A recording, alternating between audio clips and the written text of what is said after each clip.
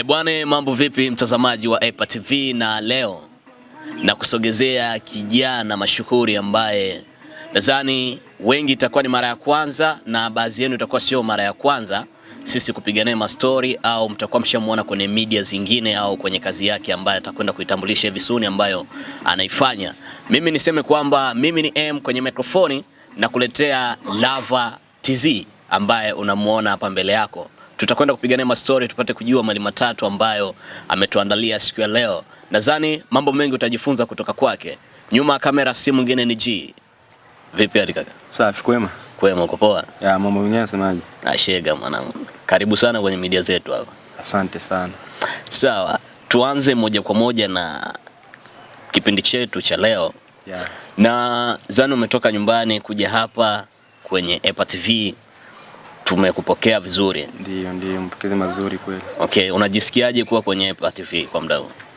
Mimi najisikia furaha, maana EPA TV ni moja kati ambayo watu ambao wananisupport sana. Okay. Ya, waniachi nyuma, wananishika mkono sana, kwa hiyo jambo la kumshukuru Mungu sana na ni jambo la kushukuru EPA TV. Maana mnanipa support sana ya. Sawa. Na kwa sasa hivi tukiangalia upande wa kazi.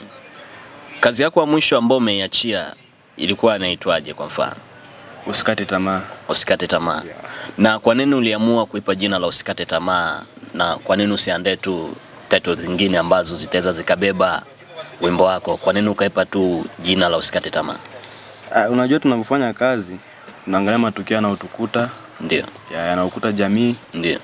Kwa hiyo ndio unapata hata title nini, idea ya muziki unaipata hapo hapo. Ya, mimi nilipata idea hiyo kufuatana na rafiki yangu mmoja alikuwa anaitwa Raja Kaburu. Ndio. Au Pastor Majugi. Okay.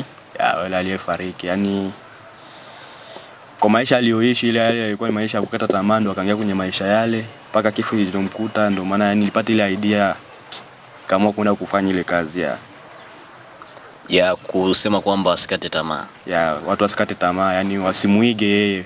Watu wasikate tamaa ya.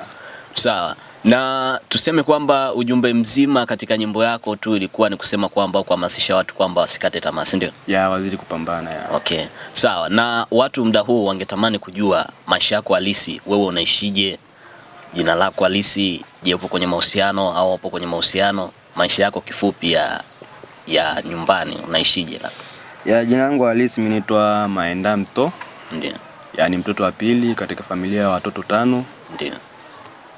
Ya, mimi kwa sasa sijaoa. Ndio. Ya, sijaoa, nipo single.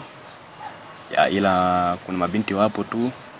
Ya, ambao naongeongea nao vipi hapo, lakini sijaoa, ni bado nipo single, nipo nyumbani. Okay. Ya. Sawa. Na kwa nini hujaoa wakati vijana wengi saizi muda huu wanaona kwenye kuoa ndo kuna kila kitu? Kwa nini hujaoa? Unajua kuoa sio jambo la kupurupuka. Ya, ni jambo la kukalia chini. Wewe mwenyewe ujiangalia hapa, ni mimi nilishakueje ndo nilichukua maamuzi ya kuoa. Sasa wewe ni unafanya kazi hizi za sanaa. Sasa unashindwaje kuoa, au management haijakuruhusu au kuna vitu bado havijakaa sawa? Tambua kwenye swala langu la kuoa management haiwezi kaniruhusu wala kuniruhusu, hamna. Yaani ni uamuzi wangu mimi, nikiamua kuoa nitaoa. Ila tunaangalia nyuma na familia au na nini, tena ujiongeze mzigo mwingine. Ndio. Tunaangalia tena life yenyewe haijakaa sawa kivile, japokuwa tunafadhali kidogo, lakini bado kuna mambo hajakaa sawa ya. Sawa, leo hii kwenye EPA TV mashabiki wangetamani kujua kwa nini Lava uliamua kujikita kwenye muziki? Ya, tambua kuna kitu ni talent ya mtu. Ndio. Na ni kipaji. Ndio. Kwa hiyo mimi sijaanza tu muziki moja kwa moja. Ndio. Mimi nimeingia hadi kanisani brother, nimeimba kwaya. Ndio. Ya, nimeimba kwaya, nimekaa kama kwenye kwaya kama miaka 3 hivi. Ndio. Nimeimba kwaya, lakini jinsi siku zinavyoenda tu tunaenda tunabadilika. Okay. Ya, nilibidi nikajikita kwenye muziki moja kwa moja. Ya. Sawa, ni kitu gani ambacho ulikiona ni cha tofauti sana katika upande wa muziki wa kawaida au muziki wa Bongo Flava na kwaya? Utofauti ulikuwa ni upi kiasi kwamba ukakupelekea kukushawishi kwamba wewe kuona Upande wa kwaya mimi siuwezi, lakini upande wa mziki wa kawaida mimi nauweza. Hapo katikati kuna kitu gani kilikushawishi kuhamia katika upande wa Bongo Flava? Ni kufuatana na life ambayo tulipitia, maana mimi mpaka sasa hivi mimi nishampoteza mama yangu. Ndio. Yeah. Pindi nipo kwa yani kuna mambo ambayo yani tunaweza tukayafanya, mwenzako akipata msiba anasaidiwa nini. Ndio. Sasa hivi unajikuta mimi nilipataga msiba mama yangu, afu yani walifariki babu na mama kwa kipindi kimoja, walipishana kama ni wiki 2 tu. Babu ndo alianza, bibi naye akafuatia. Afu tumekaa tuna msiba hivyo, yani nimekaa nasubiri labda hata kwaya watakuja kuniona nini msaada, hawakuja. Sasa niliona sana endelea kwa nini hao watu.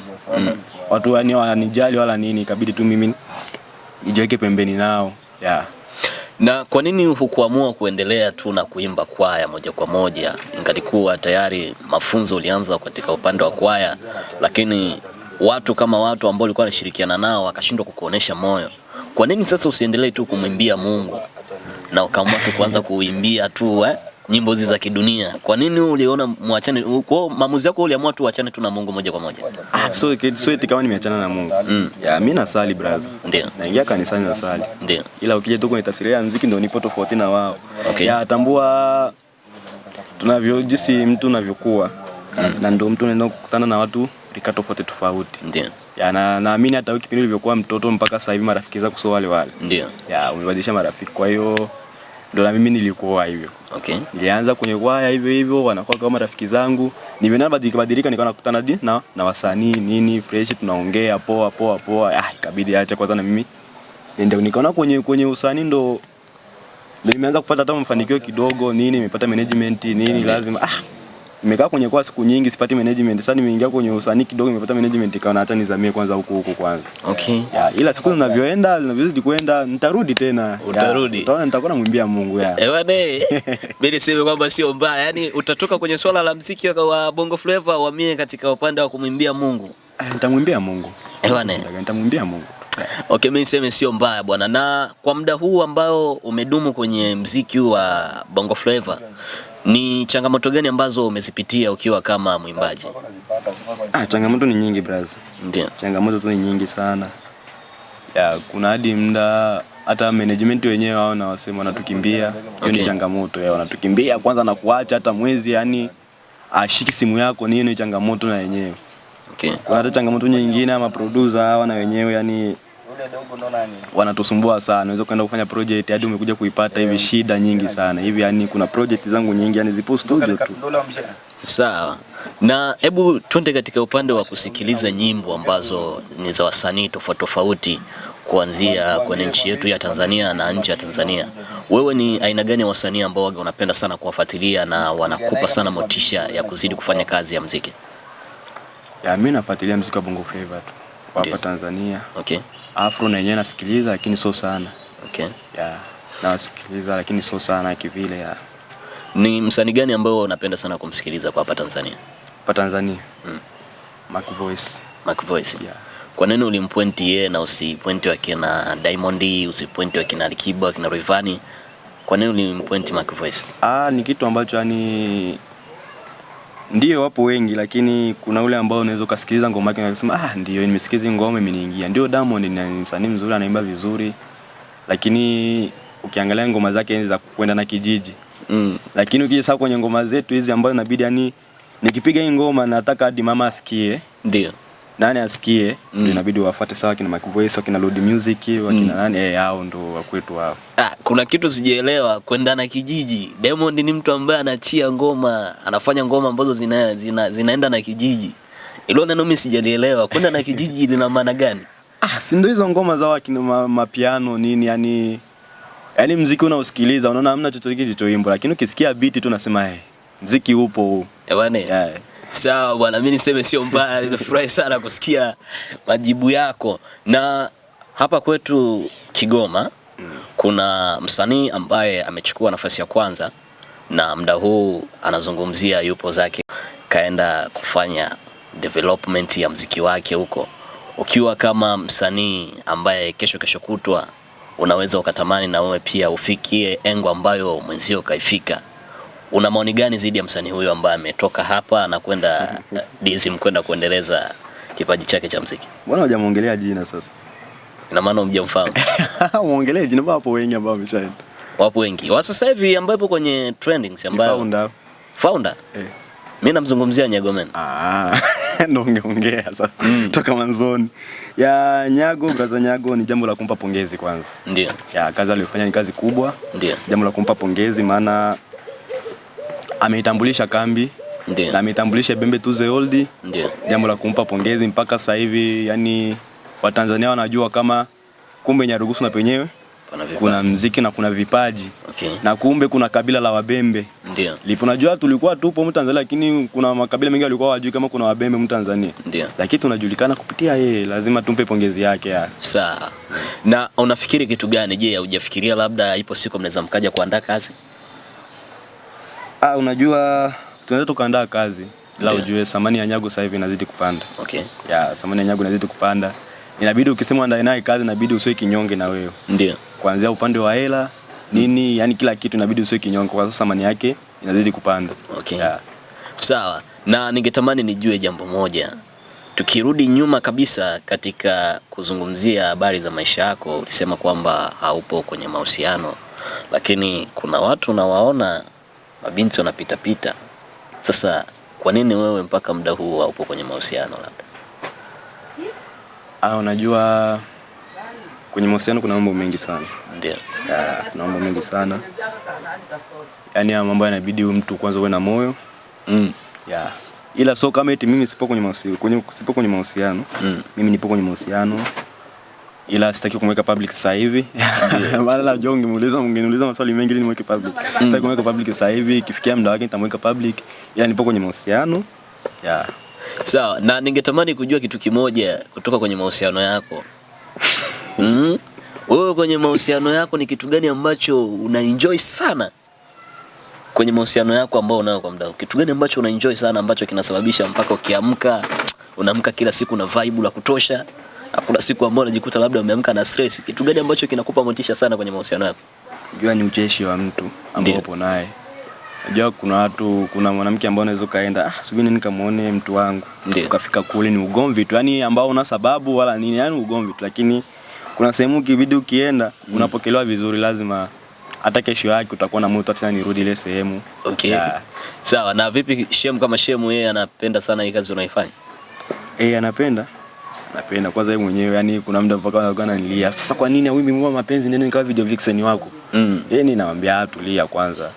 Sawa, alikuuliza swali nzuri. Na kwa nini wewe huimbi nyimbo za mapenzi? Anajua hapa Tanzania wasanii wengi wamejikita kwenye mapenzi. Ndio. Wanashindwa kuhamasisha watu.